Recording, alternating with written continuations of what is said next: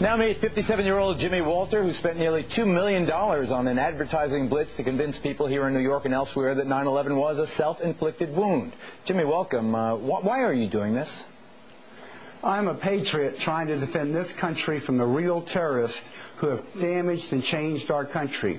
I am asking the same questions that the widows and orphans, parents and friends of the victims of 9/11 are asking and have not had answered by either the 9/11 Commission nor by any real investigation to the mass murders that 66% of New Yorkers want investigated. Okay, Jimmy, let me show a clip and then I'll ask you some questions. Good. Let's roll any of the clips you have. Was created by the 757 that had slammed into the Pentagon at 9:43 on September 11th. But as we went through all these photographs, we could find no pictures whatsoever. Look at the size of the hole at the Pentagon. It was approximately 65 feet across, and the height of the Pentagon. And yet, when you look at the left side of the Pentagon, you'll note that there is very little, if any, smoke damage. So, Jimmy, what are you alleging here? That the Pentagon was blown up by some explosive from a co-conspirator, or that the Trade Center were hit by a missile or something? I mean, what are you talking about? No, it's quite close. What happened if the Pentagon is some sort of high-tech drone aircraft?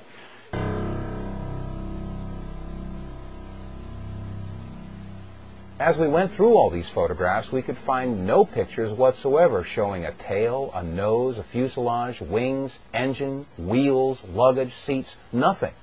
There were no photographs showing any recognizable wreckage from a 757. Furthermore, when you look at the size of the hole at the Pentagon, it was approximately 65 feet across, and the height of the Pentagon is approximately 73 feet. From wingtip to wingtip, a 757 is 124 feet 10 inches. From nose to tail, a 757 is 155 feet and 3 inches in length, and the height is 44 feet and 6 inches. However, when you look at the hole at the Pentagon, you'll find that it's only approximately 65 feet across. How does a plane of those dimensions fit into a hole only 65 feet across? Upon further inspection, we found that the damage at the Pentagon was completely and totally inconsistent with the damage of the planes that had hit the World Trade Center. I mean, after all, the planes that hit the Trade Center created a fire so intense that it fatigued the steel and collapsed the buildings, or so that's what we were told.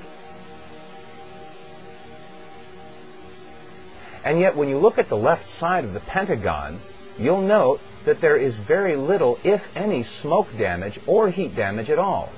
On the third floor, it's very plain to see a file cabinet with a computer monitor.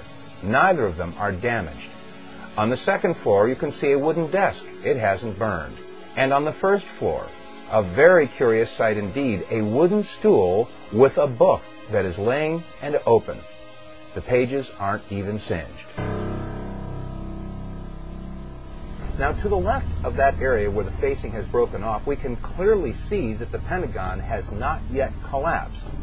There are some flaming areas, and that area appears to be the only section where there is a hole approximately 14 to 16 feet.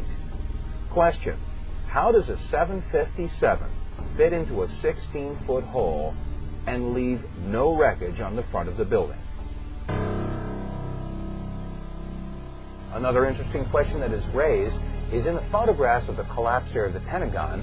If you'll note the upper floor and roof area, it appears that that area simply collapsed and does not show any impact damage from a tail section that was over 43 feet in height. How could a 757 slam into the Pentagon and not have an impact area where the tail section would have hit the upper floors?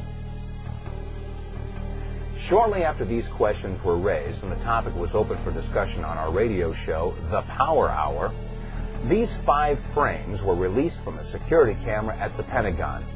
The only problem is that the release of these 5 photographs seemed to raise more questions than they answered. First of all, why was the date incorrect in the lower left corner of the screen?